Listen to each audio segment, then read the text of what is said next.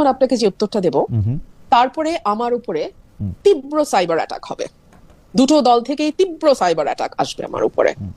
কিন্তু তারপরেও সত্য কঠিন, কঠিনেরই তো ভালোবাসিলাম, তাই না?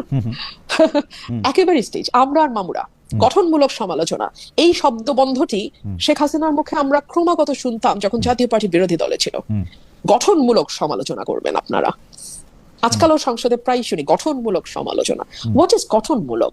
হু উইল ডিসাইড উইচ সমালোচনা ইজ গঠনমূলক এন্ড উইচ সমালোচনা ইজ ভাঙ্গামূলক, নট গঠনমূলক?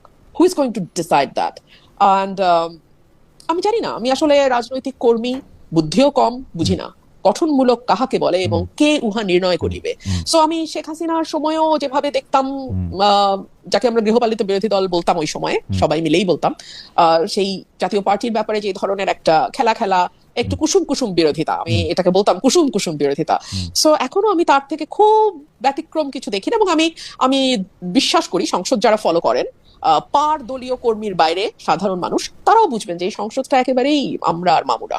ব্যক্তি হিসেবে সিঙ্গল আউট করাটা শোভন হবে না, আমি বরং দল হিসেবে বলি, হ্যাঁ ডেফিনেটলি এনসিপি কে আমার কাছে অনেক বেশি ভোকাল এবং অনেক বেশি, অ্যাটলিস্ট আমি যদি জামাতের সঙ্গে তুলনা করি, অনেকটাই তারা ক্রিটিক গভর্নমেন্টের, এবং রাইটলি ক্রিটিসাইজ করে, তারা খুব সঠিকভাবেই করে যে বিষয়গুলো করে। এবং বিশেষ করে আমি যদি নামই বলি, হাসনাত আব্দুল্লাহ খুবই শক্তভাবে ক্রিটিক করেন, এবং আমি মনে করি যে একজন সত্যিকার বিরোধী দলের সদস্য হিসেবে, হ্যাঁ এটাই আসলে সকলের করবার কথা ছিল, সকলের কাছ থেকেই এটা আমরা আশা করেছিলাম।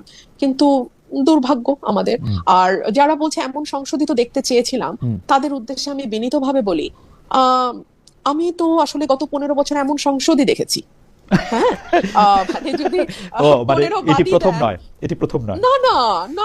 14 সাল থেকে 24 পর্যন্ত আপনি ধরেন না, হ্যাঁ 14 থেকে 24 পর্যন্ত অন্তত 10টা বছর তো আমরা আসলে এই কুসুম কুসুম বিরোধিতা, গঠনমূলক সমালোচনা, তুমিও আছো আমিও আছি, শুধু শুধু তো আর খারাপ কথা আমরা কেউ কারো বিরুদ্ধে বলবো না, একটু একটু পিঠ চাপড়ানো, একটু একটু খোঁচা, মিষ্টি মিষ্টি প্রেম, এই সংসদ তো আমরা দেখছি ভাই। মানে 14 থেকে 24 ইট ওয়াজ অ্যাবসলিউটলি দ্য সেম। দেখেন খালেদ ভাই, আরেকটা জায়গা আপনি একটু দেখেন, শেখ হাসিনা আমাদের ক্রমাগত ভয় দেখাইতো, হ্যাঁ যে দেখো জঙ্গি না আবার আইসা পড়ে, হ্যাঁ আমরা ঠিক থাকি নাহলে আবার জঙ্গি আসবে, ইসলামিস্টরা আসবে।